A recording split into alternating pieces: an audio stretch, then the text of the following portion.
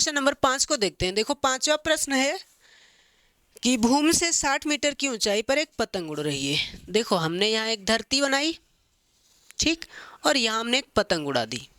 ये पतंग कितनी मीटर की ऊंचाई पर उड़ रही है? 60 मीटर की ऊंचाई पर उड़ रही है। भूमि से 60 मीटर की ऊंचाई पर उड़ रही है।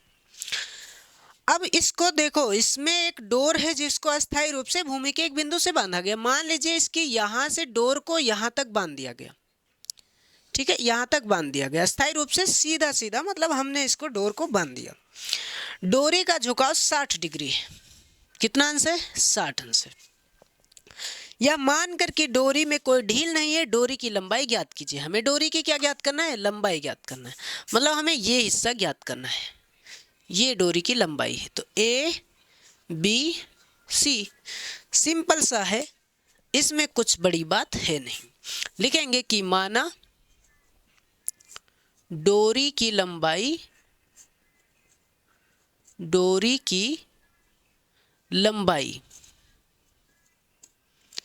कितनी है?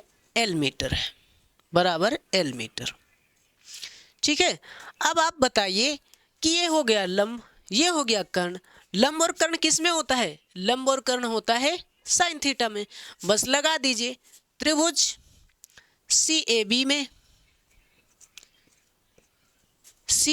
बी में, टेन कितना, नहीं टेन क्यों लगाएंगे? लंब और कर्ण किस में होता है? साइन में होता है ना। लंब और कर्ण तो साइन थीटा में होता है, तो लिखेंगे साइन ए बराबर लंब बटा कर्ण। साइन ए कितना डिग्री? 30 डिग्री, नहीं ए तो 60 डिग्री है ना। ए कितना है? 60 डिग्री। तो साइन 60 डिग्री बराबर लंब कितना? बीसी, और कर्ण कितना? एसी। साइन 60 का मान होता है √3/2। बीसी कितना है? 60 है। एसी कितना है? एल है। एल को √3 से गुणा करेंगे, √3L बराबर में 60 दूना 120। अब L बराबर कितना होगा? L बराबर होगा 120/√3। ये √3 बटम जाएगा, आप करेंगे परिमेयकरण, तो L बराबर 120/√3। अब √3 से ऊपर नीचे गुणा, बस 120 को √3 से 120 √3, √3 को √3 से तो 3, 3 चौक 12, फिर 0 0। L बराबर कितना आया? 40√3 मीटर।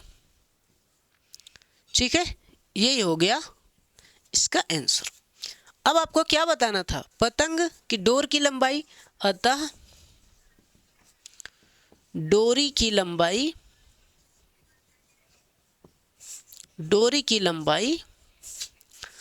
40√3 मीटर है। ठीक है, चलिए चलते हैं अगले क्वेश्चन पे, यानी क्वेश्चन नंबर 6 पे।